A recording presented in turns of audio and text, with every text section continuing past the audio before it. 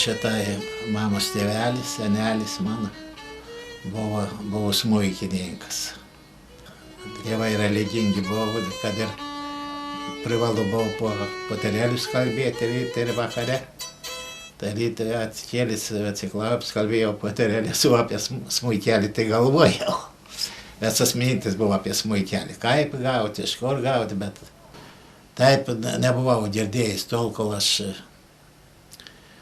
aš nenuėjau pas tam būtininką, jis pakvietė kriaušių rinkti apie visą sodybą, tad gyvenimas buvo didelis, labai daug buvo kriaušių medžių ir kriaušių rinkti. Tai aš ten pas tą jo sūnus, buvo kamarelį, ten jos kambarelis, kur jis buvo, ir buvo gitara ir smuikelis ten. Tas įėjęs į jo toj kamarelį, perbraukiau per sustiguot smuik, tai džiaugsmo ribų neturėjau. Tiek man patiko, tada jau kitą dieną atsinešiau popieriaus, pieštuką, viską įėjęs į kamarelį, apsibraižiau tą smuikelį, viską tas išmatavimas vis ir pradėjau mėginti daryti. Nu ir buvau padaręs. Nevarėdusi buvau parodyti, išauginti produktą, o tarp tų produktų buvo ir mano smuikelis tada. Gavau 5 litų premijai. Nežinojau tos technologijos, tų visų, reiškia, detalės, koks man. Čia daugiausia visur buvau kliavus, panaudojau ir karklą, ir kitų medį. Negarsingas buvau, bet pagroti galėjai. Su juo ir pradėjau ir gruoti, ir išmokau, pradėjau. Pirmai savo giesmelį su juo. Ėjau pas savo krikštatėvį, smuiku groju, ir vargonais groju, ir dūdų, pučiamaisiais buvau grojęs. Bet kad man pamokinti, kaip pradėti gruoti, tai nė viens nepamokino. Ta paskiau, kada jau tėvelis mirė, 40 metais balandžio 9, jau prasidėjo pavasario sėjos darbai, viskas, tada pavargis, parėjau iš laukų, per dieną derbis, nu jis arkliais, pasirėmiau savo smuikelį, jau suderinti mokėjau. Ir kažkaip nepagalvojau, kai pradėjau to giesmelį.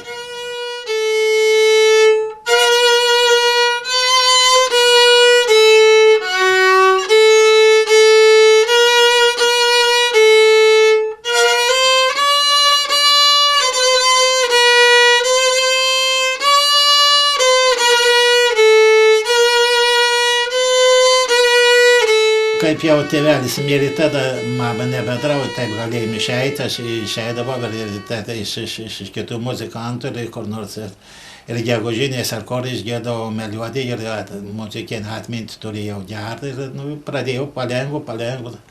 Ir šitai taip ir pasiekiau to viso, ko dabar iki šiol turiu. Ir paskiau nusipirkom gitarą, vėliau balalaiką, taip. Mes 3 broliai buvom, 3 grojom, kaimynas barabanelį mušė, ir taip eidavom tas toks gegužinis vakariškas grodavo. Valcis, polkas, fokstruotas, ir ten klumpakoji, mudu broliukai, vis toks. Ten groja balalaiką, Ignas groja gitarą. Vakarė po darbą, susėsdavom laukiam, solelį vasarą ir grodavom. Negraudykit man širdelė, jaunam kareiviui, negraudykit man širdelė, jaunam kareiviui. Fabrikinį nusipirkau 41 metais. Kai parėjo Sovietą į Lietuvą, tada aš nusipirkau fabrikinį. Prieš dar pareinant, aš gegužės mėnesį nusipirkau, o jie birželį parėjo okupantai. Bet paskiau vokiečių okupacijos metais čia grainom visą laiką jau su to fabrikiniu. Paskiau apsigyveno Lakūnai. Iš antrą kartą, kai parėjo vokiečiai, kaip išvyko, iš antrą kartą parėjo, apsigyveno Lakūnai pas mus. Mitkaičius buvo bazė, ir mokėjai mandaliną groti, smuikelį mokėjai groti ir gitarą. Taip jie ir pareidavo, grodavo. Per lapkričio 7 švent parsinešė samagonų varytą. Vieną kartą tokių. Ir po to, ką jis gėrė, vienas prasigėrė, išėjo į lauką, pradėjo iš automato šaudyti. Tėtis išbėga, atėmė iš automatą. Ir sako, nečaina человека бьешь. Ir paskiau paėmė ant lovos tas smuikelis, ant pagalvės buvo padėtas, metė automatą paskiau į lovą ir sudaužė man tą fabrikinį smuikelį. Sako, не переживай, поедем в Латвию, достанем, привезем. Tai išvažiavo.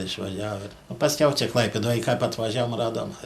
Sulaužytus smuikelį susiklejavom ir paskiau sugalvojau pats pasidaryti. Aš turėjau bangose pagroti, puikų valsą.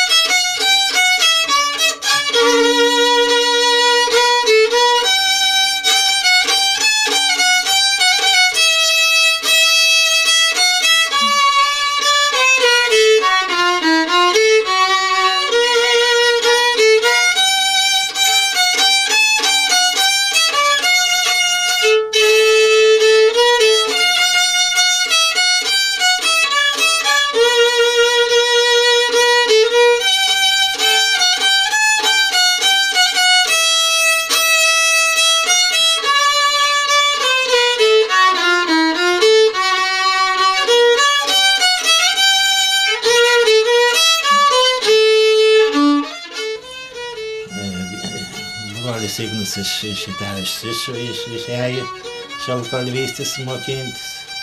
Aš į Klaipėdą išvažiavau. lieka viens Antanas. Nu ir šitą įsimokina traktoristo ir taip ir įsiskyrėm mūsų reiškia muzikavimams, kad jau įsiskyrėm. Mama sako, kas man pagros. Visą laiką grojau. Senolių ansambliai ir tą patį kūrinį gali įvairiai pagroti. Ir linksma, ir liūdna, ir visą. Kęstučio Maso toks ir žmogelis buvo toks, dirbam vienoje darbovietėje, Piktužis. Jis buvo samamokslis, du orkestrai, jis turėjo du orkestrą. Jis ir savamokslis ir natas parašydavo visam orkestrui, viską. Tai jis nuo jo aš gavau natas Kęstučio Maso ir aš iš natų išmokau. Visur svečius priimant ir Kęstučio Maso ir kito su vienu maršu, bet svečius nepriims, reikia mokėti daugiau maršų, neįdomu svečiams. Taip, kad ir grodom Kęstučio Maso, Kunigaikštio Manovo, Ištikimą draugą, ir daugiau visokių maršų.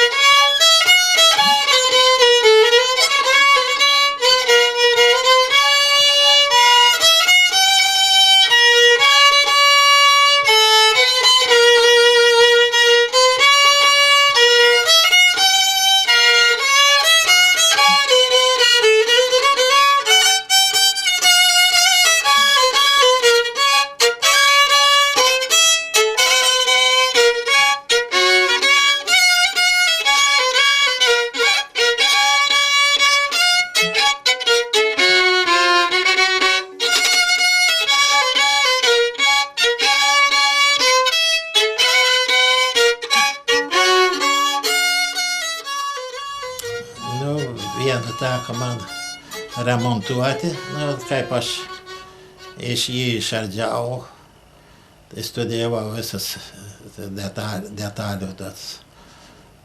detalių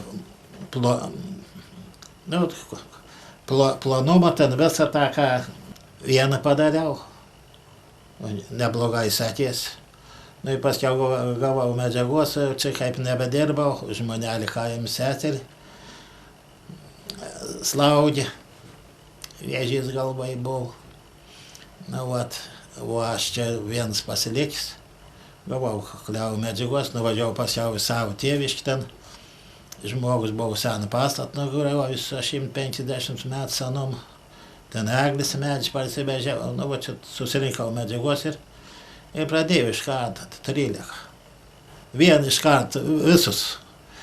Čia ir bilinau šoneliams medžiagą, lenkiau, kol pasidariau visus tos įrankius, visus šablonus, viską daug laiko praėjo, bet jau būčiau galėjęs masiškai gaminti. Su didžiausiu širdgėlą atidaviau visus tos, įsivežė suodą su korenu, visus šablonus, viską. Su skausmu širdį, taip, nebeliek sveikatos, dabar paskiau išėjau, paprašė bažnyčiai dirbti, bažnyčiai pradėjau dirbti, staliorauti. Visi grojam ir. Dar ir ta, kur buvo fabrikinis, ir tą perdirbau, kada jau visai niekas jau nebeskambėjo, čistai, nežinau kažkodėl. O dabar irgi geras grainiams smuikas.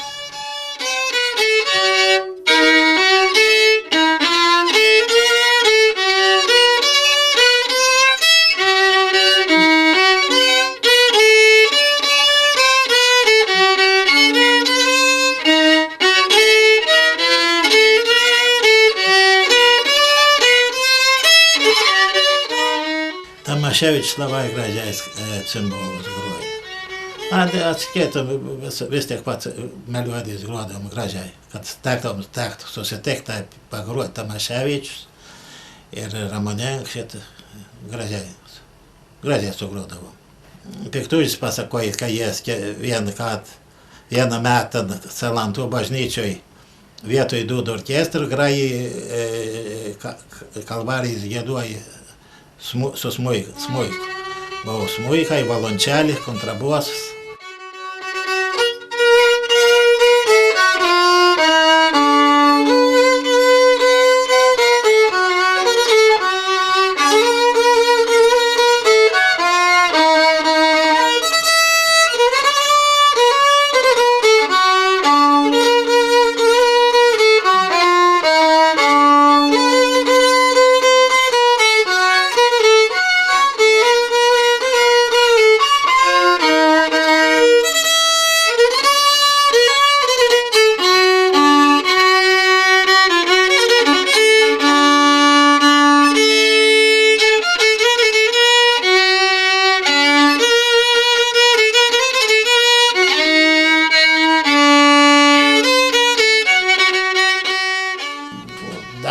Dar anais laikais, pradžioj, kad pradėjau grot, niekada nieks visada prieš baigant valsą visada pradėdavo lėtinti. O dabar tas nuo gerų upų, jau, gal kam ir geros upus, ir aš žiūriu taip dėl visko. O ką pasigrožėti, aš neturiu ko. Nėra ko pasigrožėti. Toks šetoniškas greits grojimas, kad nesupras, kas ten ir, kad jovals ir, va ne. Nesupras. Melodijas niek nesuprantam ir. Ir pats šetonas bešokdams kojas nusilaužyti.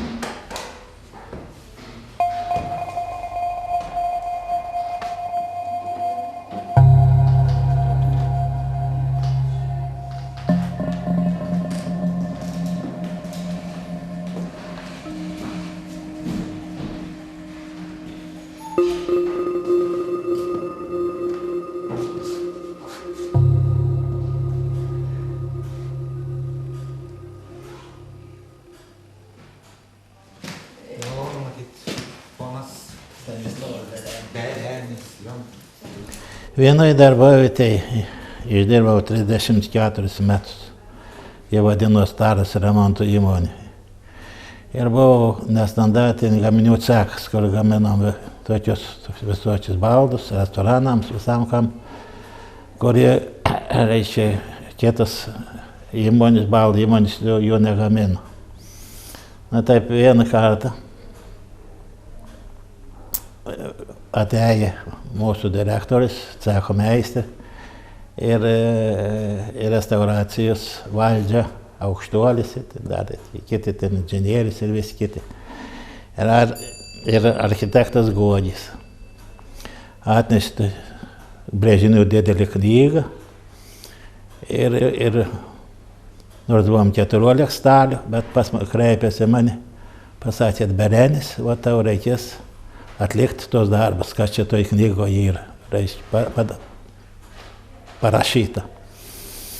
Na, va ten įvairiausi brėžiniai buvo, viskas, reikėjo studijuoti, reikėjo viską pasiruošti ir freizui peilelius pasigaminti ir taip toliau, nu ir pradėjau dirbti. Pirmosius pagaminau, paleiptos braižins, pagaminau pirmosius gaminius. Kada pradėjau prašyti, kad montuočiau, bet nenorėjau sutikti, bet prašė, sutikau, sakau, pradžioj nors pamėginsiu. Kada tu par vienai patalpai palei brėžins padariau visus tos gaminius, kada atsivežiau. Netinka, vienur didelį, kitur maži. Reikia kitus sumažinti, kitus padidinti. Bet paskiau, kai pradėjau dirbti vėliau, kiekvieną patalpą matuodavau pats. net man centimetras net milimetras į milimetrą ir išpirkdavo tas mano gaminius, dirbau viens pats, be pagelbininkų, kad aš nenorėjau, kol pagelbininko aiškins, pats greičiau padarys. Nu ir šitą būdą, tada, kada pats apsimatuodavau, kada pradėjau dirbti, labai gerai sekėsi. Biškar kur sablelių porą trejt kartų pabrauks ir viskas buvo gerai, viskas tiko.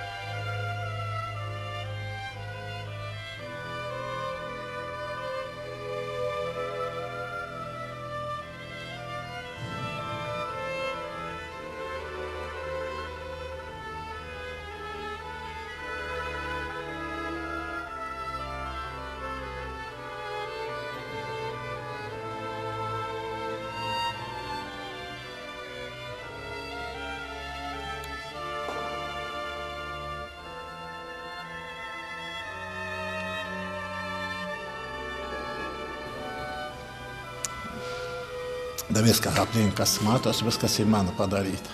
Išskyrus suolus, tą bokštą, kur švenčiausias stovi, ir tą mišioms laikyti stalas, įgruotus čia, Dievo stalas. O visi kiti darbai ir man padaryti. O tiek nematomų darbų per 7 metus padariau, kurie nematomi ir visokių durų atremontuoti reikėjo, visų antrame aukšte, vis pastats, vis labai daug darbų. Vienas pats. Bet gerai buvo dirbti jau į darbą, taip kaip išvengti. Kada padariau sakyklą, pirmai, kad atnešėm, sustatėm, čia apač, paskiau virš atnešėm, tik 4 medvarsėlis reikėjo prisukti. Architektas apkabino mane ir pabučiavo. Iš trijų projektų išsirinkau, kas man labiausiai patiko ir padariau vieną statyklą.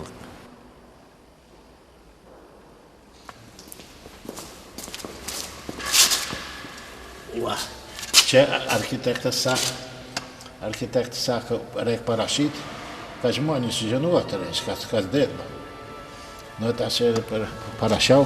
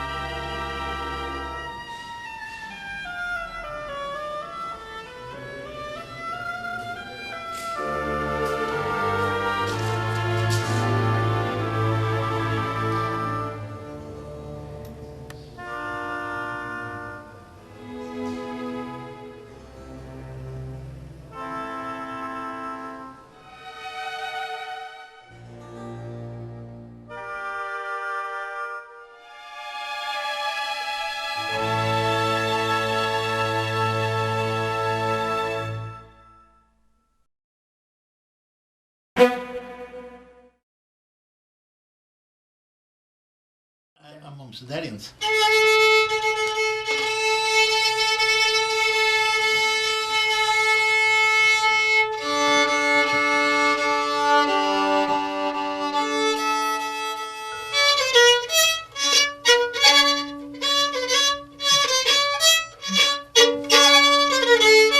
O drugelį mokysimės? Ta drugelė ir polka.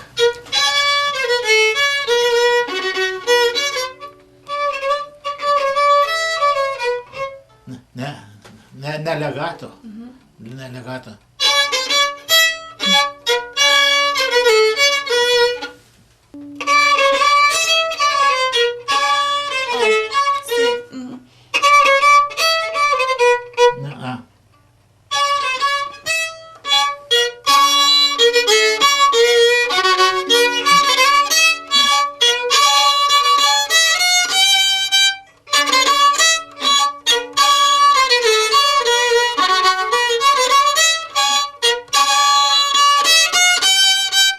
Dar, vieną vietą.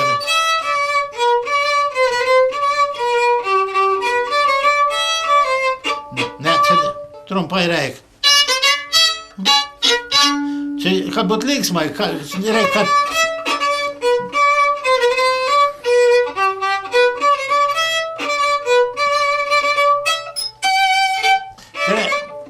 Čia reikia, kad nedainuoti, o pasakoti tam, tadaram, tadaram. Man dar neaišku su strykais, kiek šitą re, do, re, jūs į vieną stryką grojat, ja? Nu.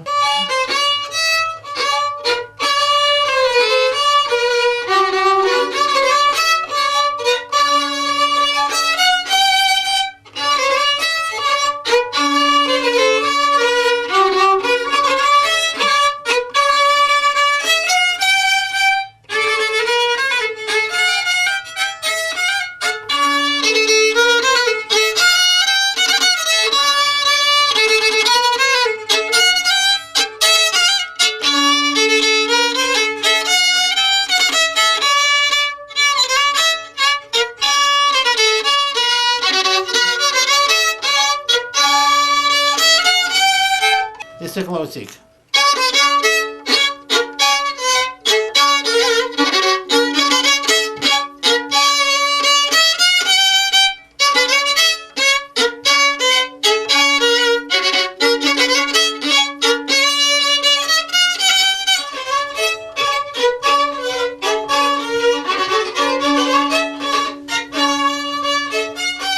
Aštuntinis.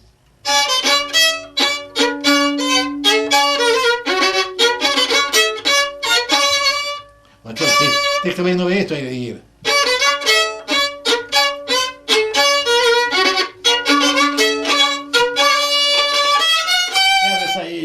Vaikystėje ne taip tai grojau. Aš grojau labai paprastai.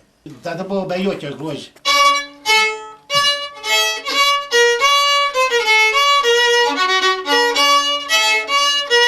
Kaip dainį, šok, dainuot, skaudų nuvažiuot. Aš ją pats savaime apšlifavau, kad ji skambėtų gražiai. Čia vienoje klaidai.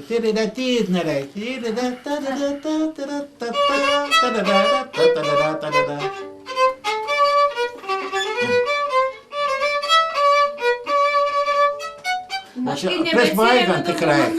Prieš baigant tas yra ilgesnė nata.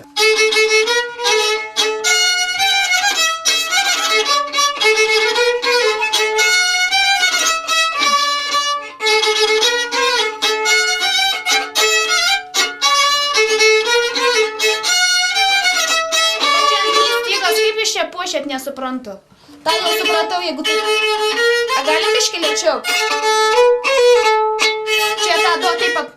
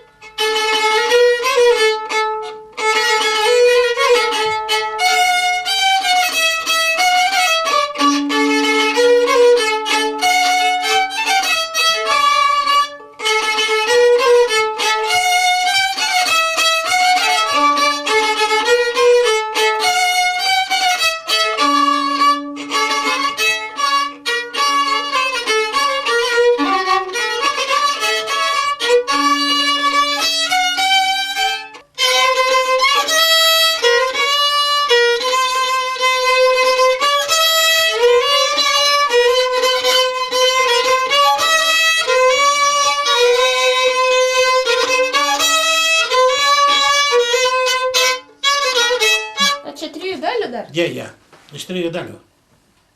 Galim tam pragroti.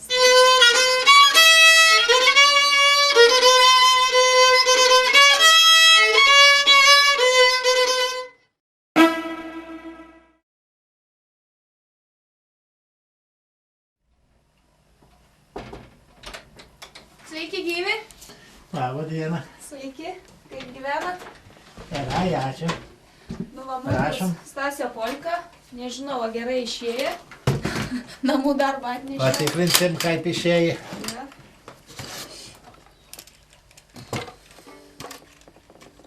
Stasio Polka. Pagrosiu. Gerai. Prašau.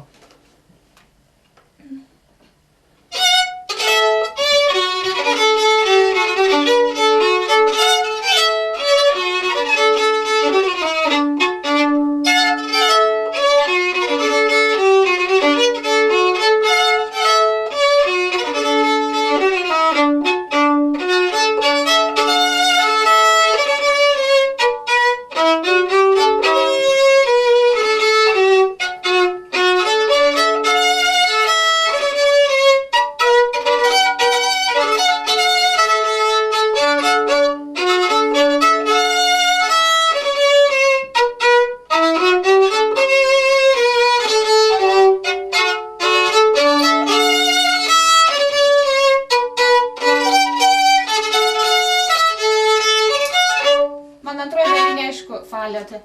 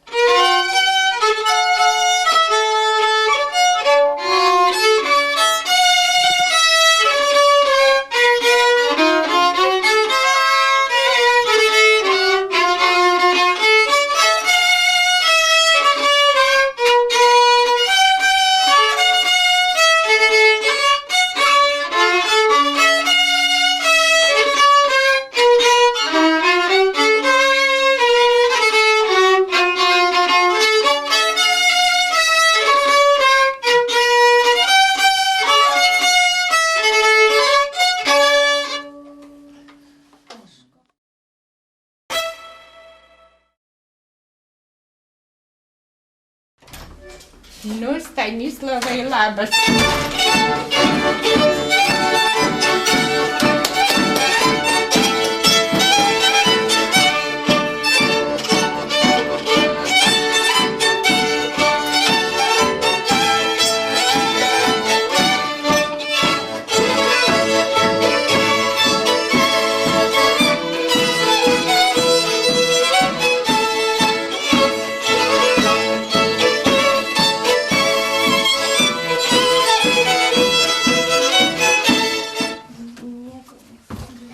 Jo.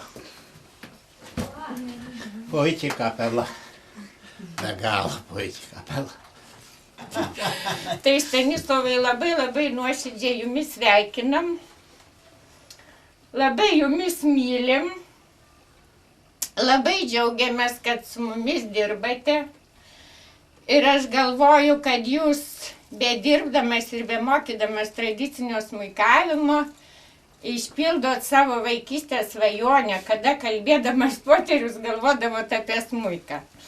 Ir tokia gražia proga noriu jum įteikti tokią, liaudišką, bet tokią su paslaptim puokštę. Va čia tam bukete tarp tų visų kvietkų pats gražiausias jūs esat. Aha. O čia mergaitės. O čia 6 kvietkai yra jūsų mokiniai. Tai labai ačiū.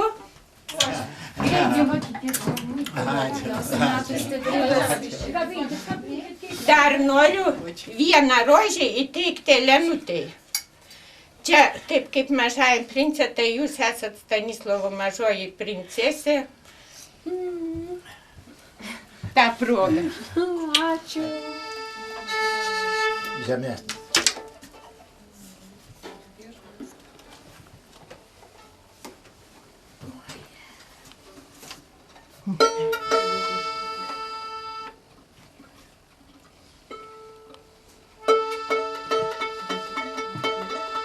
Panašus į.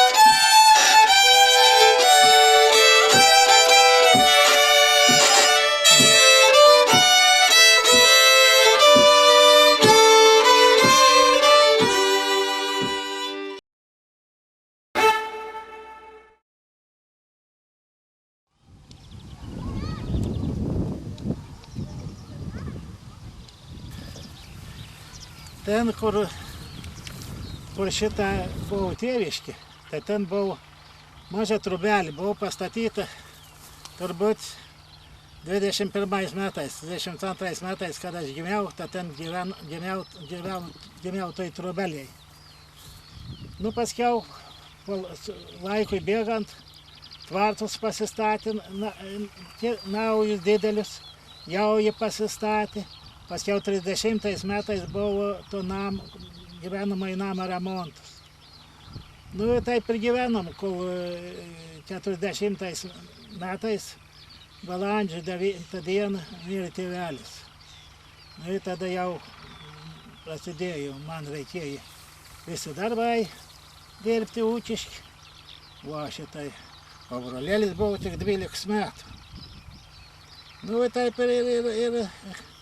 ir vargom iki pat kolektyvizacijos. Aš prieš kolektyvizaciją pabėgau į Klaipėdą 48 metais. Nu, kaip melioracijai, kaip reikėjo, sumokėjau už medžius, už trobės mokėjau, ne? Mokėjau už trobės. Už medžius, už kiekvieną medelį apskaičiavo, tiek jo vertė ir obelis, ir vyšnis, ir viską. Visą suskaičiavo. Iš trobės reikėjo nugriauti reikėjo, bet vis tiek pat nebūtum galėjęs gyventi. Čia buvo visokių, buvo jau atsiradę visokių, kaip sakant, banditų tų eidau. Ta Liauksminienė buvo pasilikus vien, dar, šašais nusikračiau. O gal pardėt trobą ir nusipirkt mitkaičius jie. Nu, vat ir šitas vietas sunku dabar atpažinti, negalima pasakyti, kur kas buvo.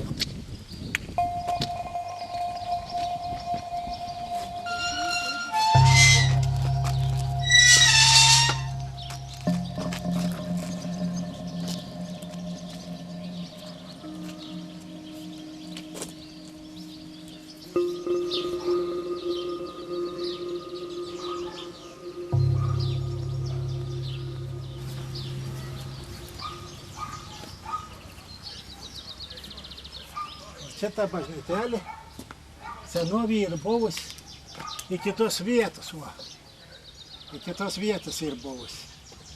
Ir čia 1886 metais Šitas galas ir pristatytas ir vargonai buvo viskas buvo vargonai.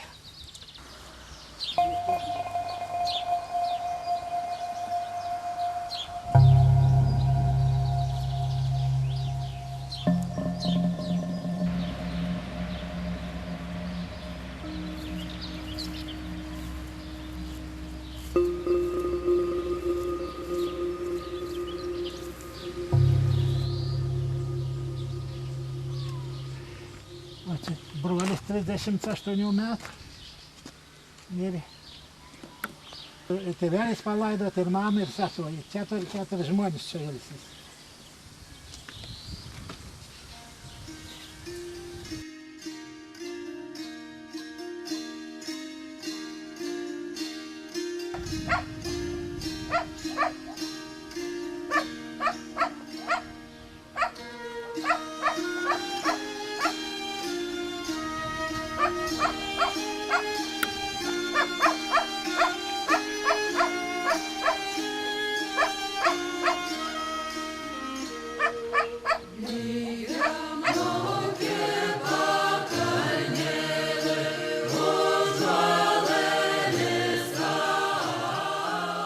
Mano manymu, kad čia buvo užkūrenama šventoji ugnis. Kadais, senovės lietuvių šventovė buvusi.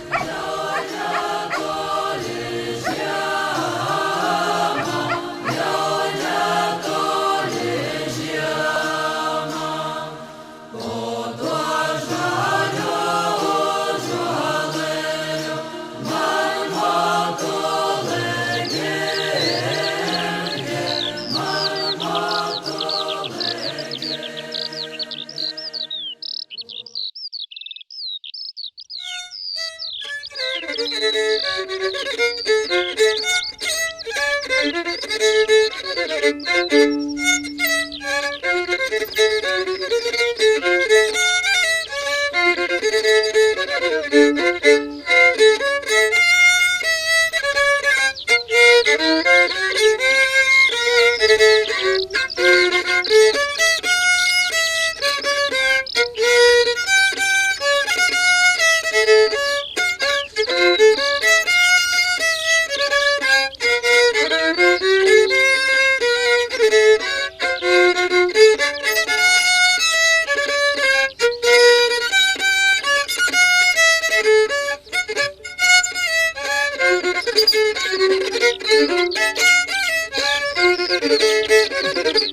you.